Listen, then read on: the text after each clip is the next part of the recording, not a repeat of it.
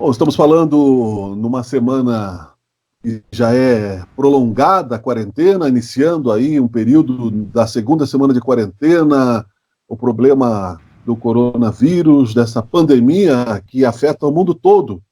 E eu vou conversar aí com um grupo de psicólogas, né, que está fazendo aí um trabalho importante nesse sentido, um trabalho onde é preciso a gente aprofundar para que a gente possa também ajudar as pessoas nesse sentido, né? É a Ana Bononi, a Aline Sequinato e a Cristina Tristacci. Vou começar pela Ana, né, que pode também nos ajudar a conduzir essa conversa. É importante a gente, né, conversar de uma maneira tranquila, que a gente procure ser conciso para que, na hora que a gente interrompe, digitaliza a voz, mas caso contrário, podemos ficar bem tranquilo para falar sobre todas essas questões. Primeiro, é um prazer, meninas, muito obrigado pela atenção de vocês. De nada, Miguel. Grande prazer meu estar aqui de novo e agora com as colegas, a Aline e a Cris. Ok. Oi, Aline, tudo bem? Oi, tudo bem? Tudo bem, obrigado por estar aqui. Obrigado, Cristina. Prazer é meu. Ok. Ana, segunda semana já quase do confinamento, o mundo todo, né, numa direção. Como é que tu está vendo isso? Olha, estou procurando acompanhar, né, aquilo que nos é orientado, né, pela OMS, pelos cientistas, pelos médicos, né, procurar não se sobrecarregar de informações e buscar aquilo que nós falamos no primeiro programa que falamos, né, Miguel? Informações corretas, né? Informações justas, sempre a verdade, né? Acho que vamos ter que desenvolver um pouco da paciência, trabalhar a nossa ansiedade, porque temos um período aí incerto pela frente. Eu digo incerto, não no sentido de eu duvidar, né? Porque eu acredito muito na ciência, mas incerto no período de quanto tempo vamos permanecer aqui, né? Cada um nas suas casas, né? Uhum. Aline, qual é a tua opinião sobre essa questão toda aí? Como é que tu avalia essa questão psicologicamente, o comportamento das pessoas? Algumas pessoas estão bastante preocupadas, né, com a questão econômica, enfim. Então, concordo com o que a Ana traz, né? É um momento de incerteza e por se caracterizar como um momento de incerteza, as pessoas não sabem ao certo como se comportar, né? Elas não sabem se devem voltar ao trabalho, se não devem voltar. Acaba que gera uma angústia um pouco generalizada, de forma que ninguém sabe ao certo a forma correta de se comportar, né? Fica difícil para as pessoas, num sentido amplo, entenderem aquilo que está vindo pela frente, né? Então, embora a gente tenha as informações da ciência, ainda é questionável pelas pessoas, uma vez que elas não enxergam, talvez, algo palpável na frente delas, né? Sim, eu vou chamar a Cristina também para participar, daí depois a gente vai, né, mediando essas questões, não vou anotando aqui. Tudo bem, Cristina? O que tu está achando desse momento? Eu sinto principalmente por parte dos trabalhadores da área da saúde, também das outras áreas, um grande medo do futuro, porque tem muitas informações contraditórias. E a contradição está levando essas pessoas como a Aline falou, a não saber o que fazer, não saber o que esperar, mas também, assim, essa incerteza, esse medo do futuro está trazendo prejuízos para a saúde mental das pessoas, visto que a saúde mental está sendo deixada de lado. As pessoas olham se vão ter o que comer antes e tudo mais, e todas essas questões da saúde mental, do medo do futuro, do que vai acontecer, está um pouquinho ficando de lado, né? Que não deveria, com certeza. Sim. Pessoas que não tinham esses problemas, né, meninas? Pessoas que, apesar de ter que vender o almoço para pagar a janta, e sobreviviam de uma maneira ou de outra, agora nem isso, né? O que é muito mais preocupante. Vamos pela ordem, que daí depois a gente pode, né? Se alguém precisar da palavra, daí a gente não fala um sobre o outro, né, Ana? Claro. Então, Miguel, a partir dessa fala, me veio uma questão assim, né? Que a saúde mental está, digamos que aparecendo, tendo visibilidade agora, porque no nosso correr do dia a dia, né, da maioria das pessoas, né?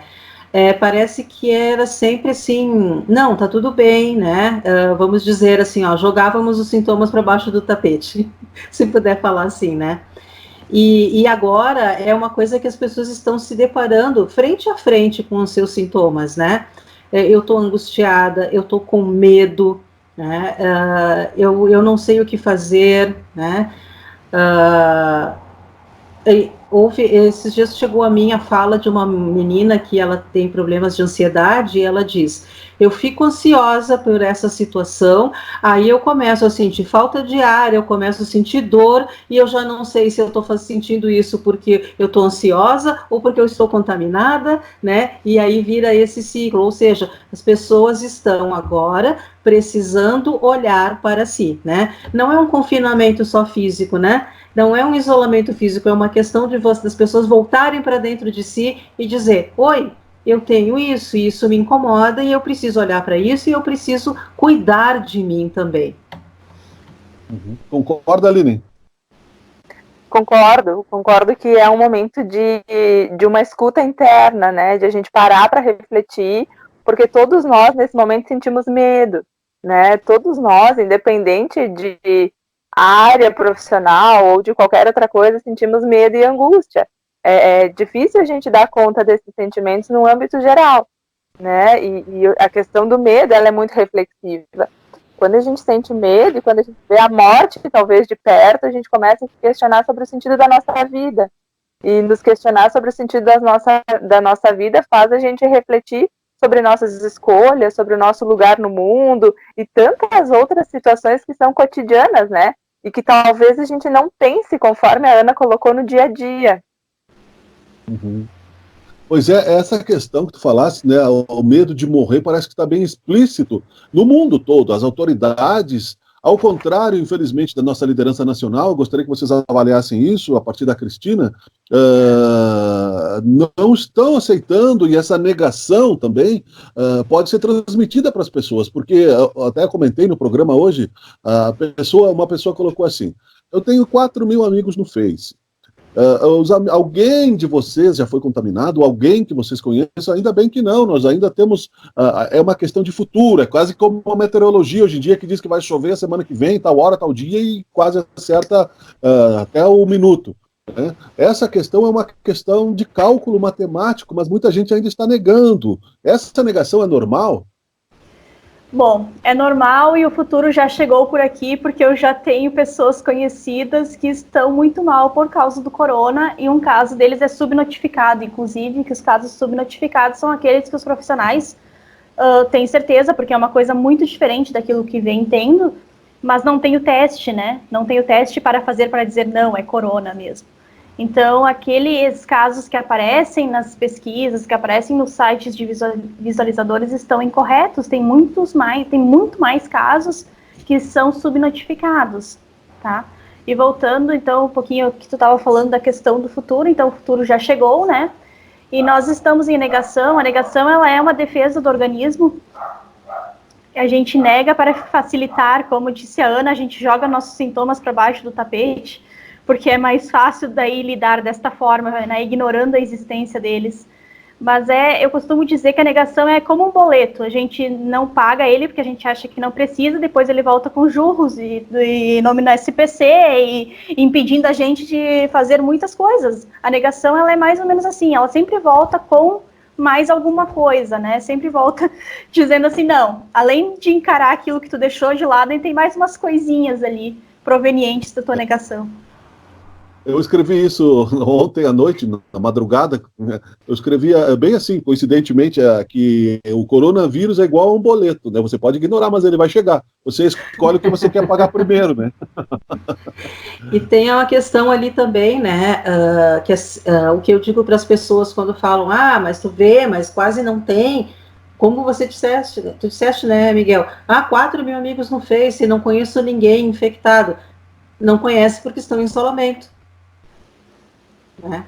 Então, é essa questão, né? Não nega isso, né? O que vai acontecer, o que pode acontecer lá na frente é quando sairmos todos felizes no final da história e dizerem, viu como era exagero? Nem precisava ter ficado todo mundo em casa. Não, não, acabou bem porque nós ficamos em casa. É verdade. Uma estatística para colaborar, que o Donald Trump mudou de posicionamento, e o cálculo que os americanos fizeram para ele, que 2 milhões de pessoas poderiam morrer sem o isolamento social. Com o isolamento social, nos Estados Unidos devem morrer 200 mil pessoas. Né? Então, calculemos aí que não é pouca gente para morrer num ano, né? Então, vamos, assim como... Porque é natural que vocês também, sendo especialistas, também tenham medo. Né? Como é que vocês estão lidando com o medo e como é que as pessoas devem lidar com o medo? Pela ordem. É a Aline agora, né?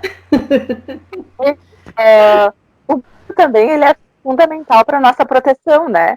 Existe uma regra geral de que quando a gente sente medo, a gente tem uma tendência a se cuidar mais, a se proteger mais. O que a gente vê nesse momento é que conforme as pessoas sentem medo, né, elas acabam se protegendo mais, se cuidando mais, parando para pensar um pouco mais. A falta do medo é o que realmente traz uma problemática, né? Quando a gente fala, por exemplo, em profissionais da saúde, esses profissionais precisam conviver com essa ideia de medo simultaneamente. Porque se eles não conviverem com essa ideia, muito provavelmente eles ficam infectados também.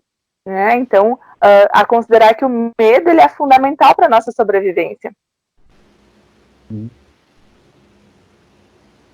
Vai lá, pela ordem. É para seguir? Acha isso também?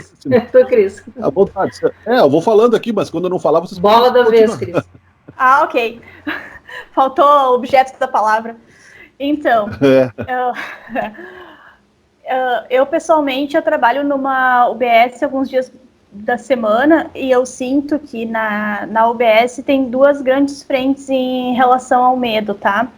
Uma e tu vê que é interessante que as duas são extremas, que uma é assim, não, vai dar tudo certo, imagina, que eu era falando assim, estamos exagerando, e a outra, que vai para outro extremo, é assim, se alguém vai comprar pão, a pessoa volta com o lava-jato desinfectando. Então, tem dois lados que eu enxergo nos profissionais de saúde, que eu trabalho principalmente, que são dois lados bem extremos, assim, que as pessoas ou elas estão tentando negar a situação para se sentir melhor, ou estão se protegendo tanto que chega a sufocar as outras pessoas em geral.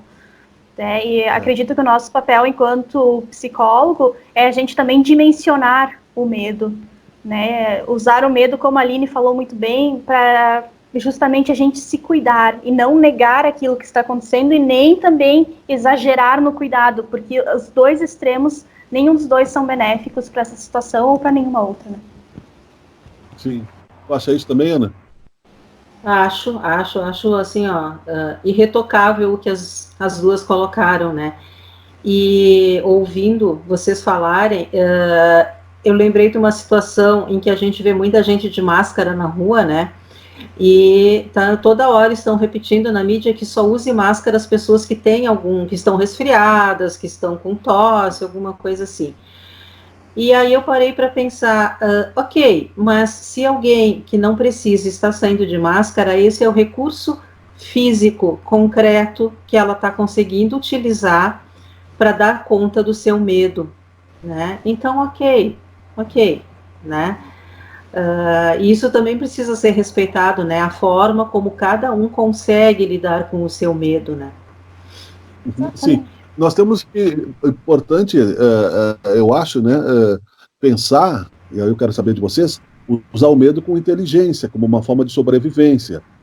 Mas muitas pessoas estão chegando e vão chegar, e isso é natural, por exemplo, assim, você acorda numa segunda-feira esperando forçadamente tentar retomar uma vida que não é possível, é novidade para todos nós, todos, inclusive as autoridades, né?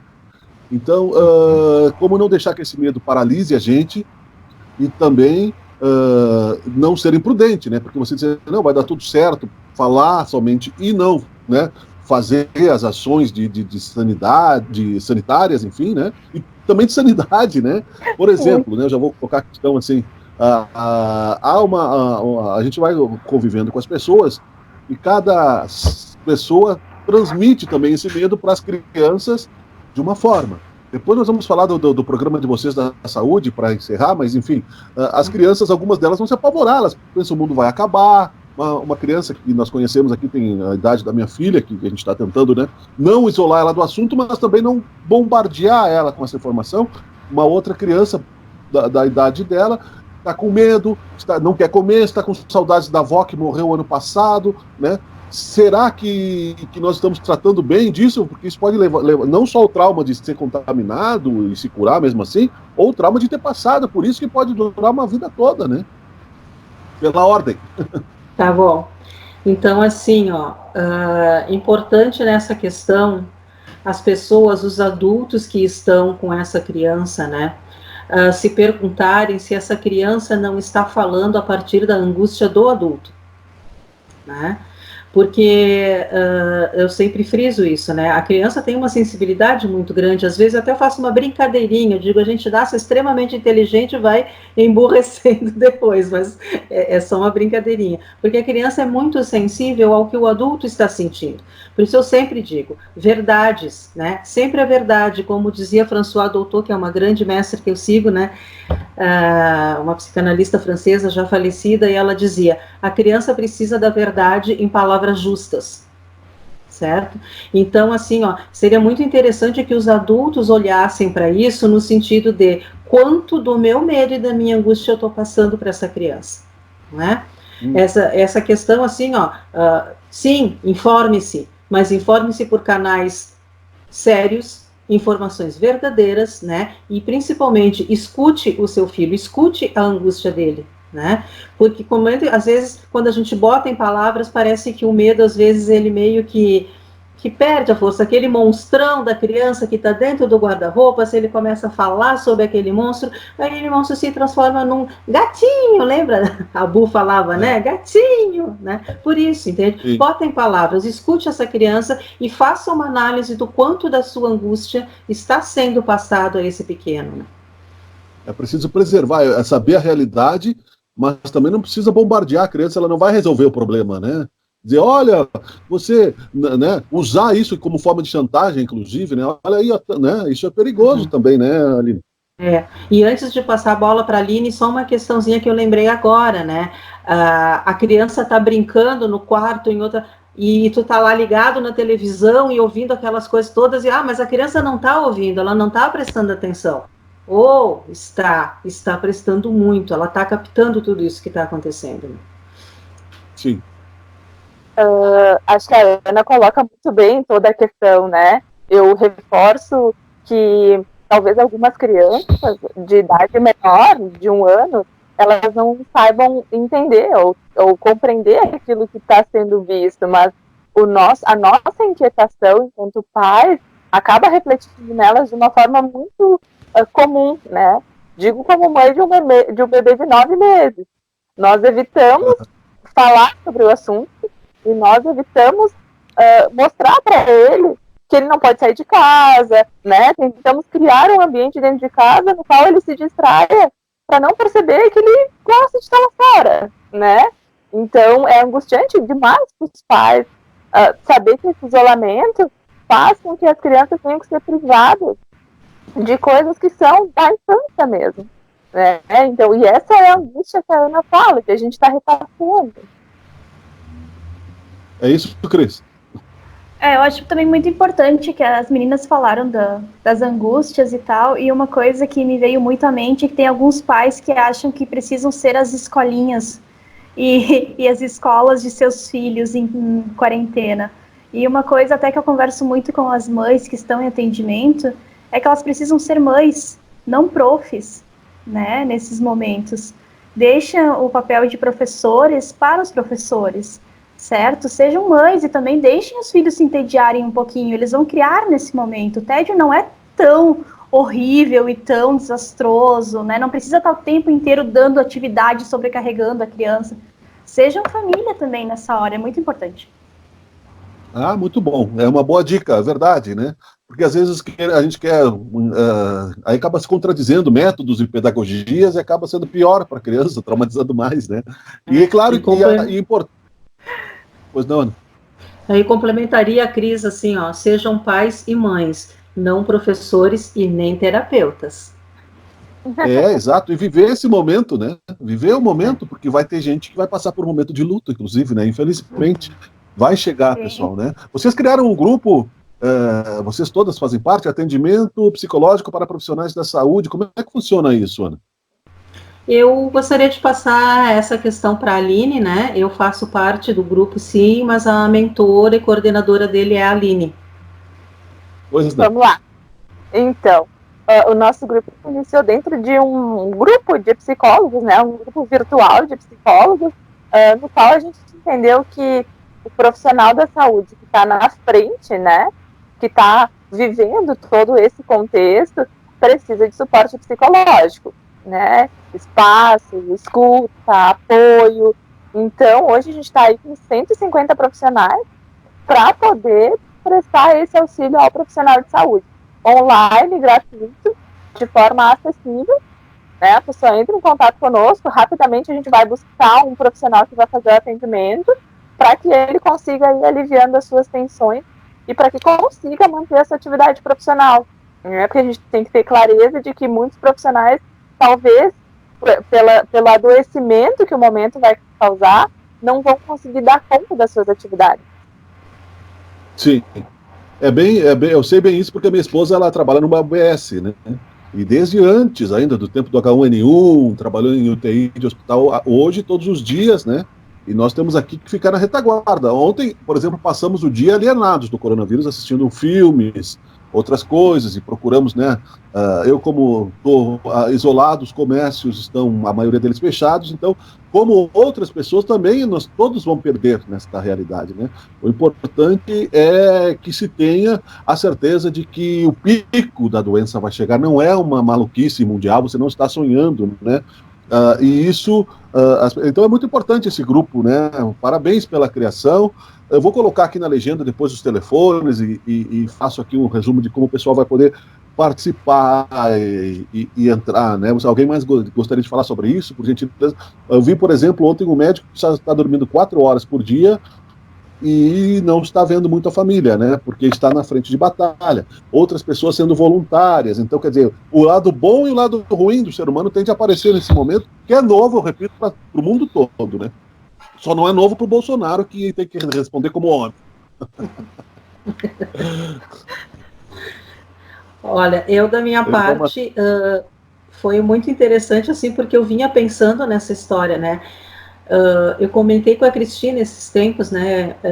Nós fizemos um juramento quando nós nos formamos, né? De estar a serviço da comunidade, ao serviço da sociedade, em relação às suas demandas. E esse é um momento em que a sociedade está pedindo o nosso trabalho, não é? E eu vinha pensando nisso, que a Cristina estava nesse grupo, né? E aí eu mandei uma solicitação para a Aline, né? Para que ela pudesse me adicionar, né? Porque legal, isso veio ao encontro daquilo que eu também pensava, né? Legal. Vou começar pela Cris, então, para a gente encerrar. Daí, pela ordem de novo, a gente chega na Aline. Cris, para encerrar, uma mensagem positiva nesse momento. Nós vamos fazer outros, né? Esperemos que a gente faça ao vivo no estúdio, já fora do isolamento social, mas o tempo que eu estou isolado aqui, eu estou ficando maluco, um exemplo, né? As tensões tendem a aumentar. A pergunta vale para as três, tá? A pressão vai subir, as contas vão chegar, né? As pessoas que trabalham na área da saúde vão ter que, né, ou você ter que, nem hoje eu tive que sair para ir no caixa eletrônico, né? Aí tinha lá um senhorzinho lá, eu estava no caixa eletrônico, o senhorzinho estava quase, eu perguntei para o senhor, está procurando alguma coisa? Tipo assim, fica longe daqui, né? E já estava, inclusive, olhando o que eu estava fazendo, né? Então, quer dizer, há uma paranoia generalizada de comportamento. Eu quero uma mensagem positiva de vocês, como especialistas da área da saúde, para que a gente passe esse momento com menos danos psicológicos, vamos dizer assim. Bom, a primeira coisa, assim, se eu não tô bem, busque ajuda, tá? Não precisa ser um mártir nessa hora, ninguém tá aqui atrás de um prêmio Nobel. Busquem ajuda, busquem contatos. Vocês não estão sozinhos, acho que a primeira coisa, busca mesmo ajuda, liga pra gente, manda um WhatsApp, busca atendimento.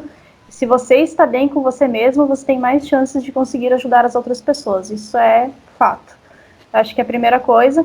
E a segunda coisa, eu direciono bastante para os pais e mães que têm crianças em casa, que é uma demanda que eu atendo bastante, que olhem para si, né? Olhem para vocês enquanto família e tentem se reconectar enquanto família. Tentem fazer outras coisas, além de ficar olhando a internet e buscando quanto que tá as estatísticas do corona, quantas pessoas morreram, quantos casos são novos, se tem casos no meu bairro, e tudo isso, porque isso também, o excesso de informações, assim como a falta, também não é saudável, né? Cuidar bastante com isso, cuidar com as notícias falsas, e vamos lá, vamos passar por isso também.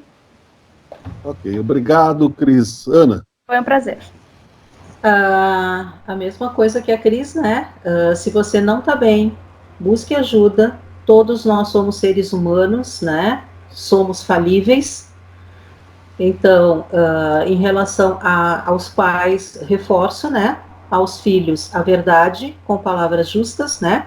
Mesmo que a criança te pergunte, papai, você tem medo? Não esconde que não tem, mas fale sobre a questão do medo de uma maneira compreensível, né? E que dê continência também para essa criança, no sentido de que, como disse a Aline, o medo é algo que é salutar também, não é? É ele que também te protege de muitas questões, né? E a última coisa que é quase que um apelo, não é só uma dica.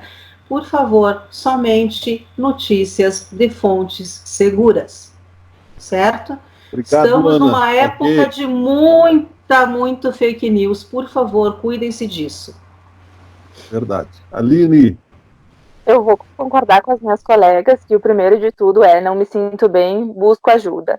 Né? Eu acho que essa é uma premissa básica hoje para a gente se manter estável, equilibrado e poder passar isso para quem quer que esteja ao nosso redor. Então, ajuda, buscar se estruturar psiquicamente, buscar se contextualizar, né, com as notícias, enfim, mas de forma consciente, ponderada. E acho que existe uma frase que deve estar na mente de todo mundo todo o tempo, vai passar, né? Esse momento vai passar. Durante a nossa vida, a gente com certeza viveu momentos ruins. E aquilo passou. Durante a história da humanidade também existiram momentos ruins. Eles passaram. Esse momento também vai passar, né? Então a gente precisa viver, né, dia após dia com a certeza de que vai passar. A gente vai passar por esse momento, a gente vai dar conta, a gente vai se restabelecer, a sociedade vai se restabelecer, as pessoas vão se restabelecer e tudo vai voltando ao normal na medida do possível. Perfeito. Obrigado. Foi um prazer. Obrigada. Tá, ok.